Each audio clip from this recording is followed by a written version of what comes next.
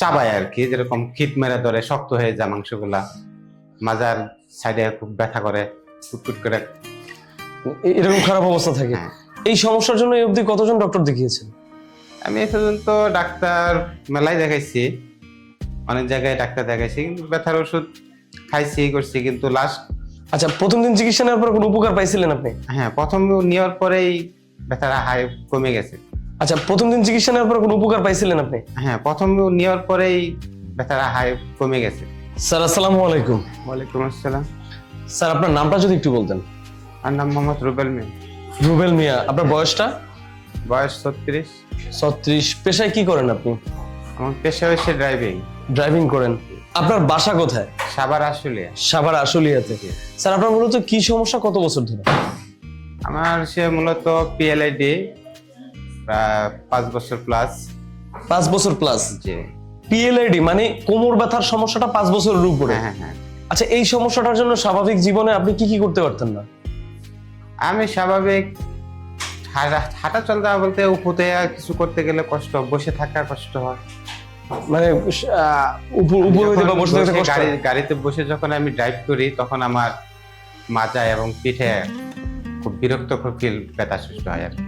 খুব বিরক্ত লাগে।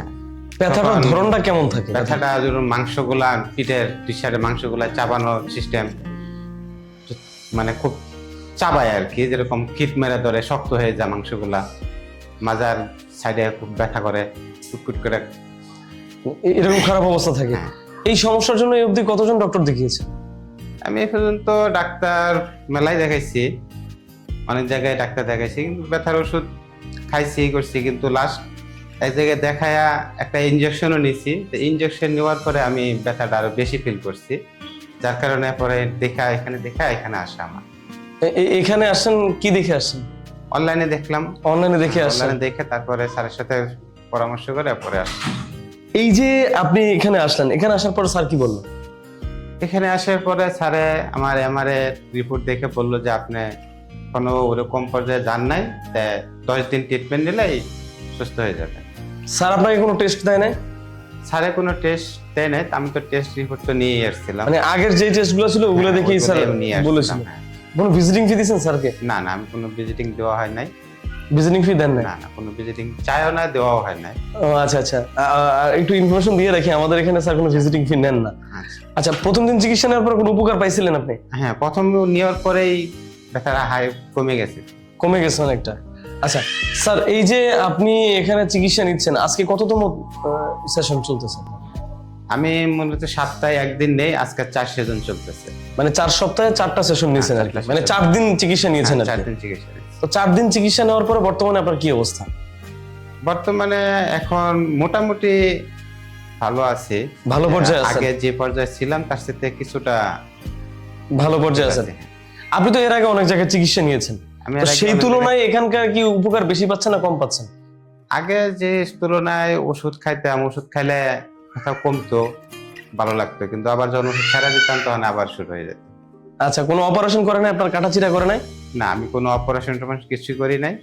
এখানে বিনা অপারেশনে এবং ধরতে গেলে নাই ঔষধ, হ্যাঁ নাই ঔষধ এখানে চিকিৎসাটা করানো হয়েছে। আচ্ছা স্যার, কেমন লাগছে এখানে যে চিকিৎসা নিচ্ছেন আপনি? এখানকার চিকিৎসা খরচটা কেমন আপনার কাছে মনে হয়? আচ্ছা, এখানে চিকিৎসা খরচ মোটামুটি কমই আছে, কমই আছে অন্যান্য জায়গার তুলনায়? অন্য জায়গা থেকে এখানে কমই আছে। সাধারণ মানুষরা চিকিৎসা নিতে পারবে এখানে, আপনি কি মনে করেন? হ্যাঁ অবশ্যই, এখানে সাধারণ লোক চিকিৎসা নিতে পারবে। যাক, শুনে খুব ভালো লাগলো। স্যার, এখানে আপনারা যে চিকিৎসা দেওয়া হয়, আপনি কি জানেন আপনাকে কি কি চিকিৎসা দেওয়া হয়? অ্যাডভান্স আকুপাঙ্কচার ছাড়া আর কি কি চিকিৎসা দেওয়া হয়?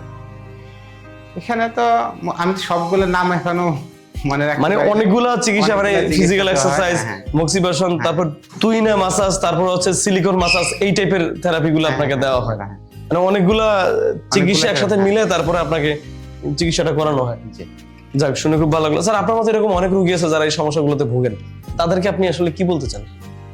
কারণ তাদেরকে যারা এই রোগে যারা ভুগতেছে, আমি মনে করি সবাই ওনার আয়সা এখানে ট্রিটমেন্টে নেওয়া ওদের উচিত।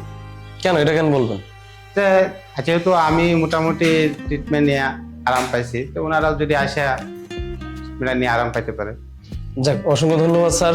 দোয়া করি আপনি খুব দ্রুত সুস্থ হয়ে যান। আপনি ফাইনাল যেদিন আপনার 10টা সেশন যেদিন নেওয়া হবে, সেদিন আমরা আপনার আরো একটি ভিডিও নিব ইনশাআল্লাহ, সেদিন দেখবো যে আপনার কতটুকু উন্নতি হয়েছে।